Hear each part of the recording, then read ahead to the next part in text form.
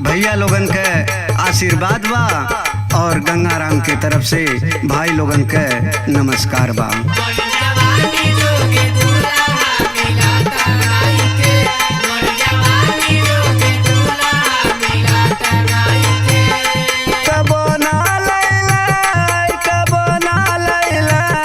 संवर को हम कटी कुली कबो ना लैला, आई सवार को हम कटी कुली कबो ना लैला, आई सवार को हम कटी कुली कबो ना लैला।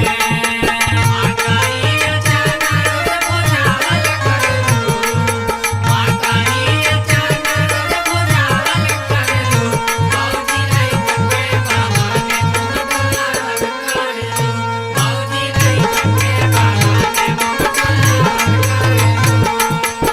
यार टिकुलिया हमरे ससुरु जो लैला, यार टिकुलिया हमरे ससुरु जो लैला, ससुइया लैला हाय संवर को हम के टिकुली कबो ना लैला, हाय संवर को हम के टिकुली कबो ना लैला।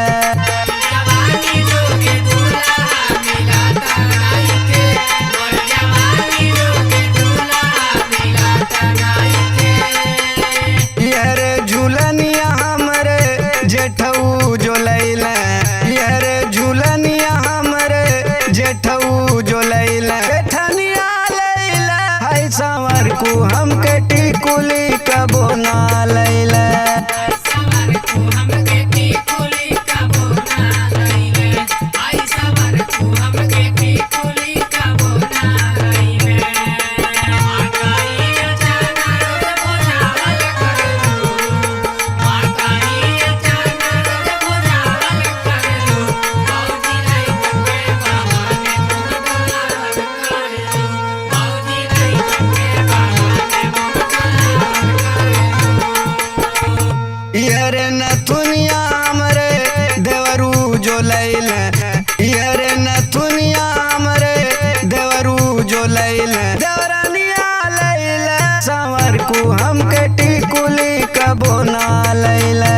आई सवार को हम कटी कुली कबो ना लैला, आई सवार को हम कटी कुली कबो ना लैला।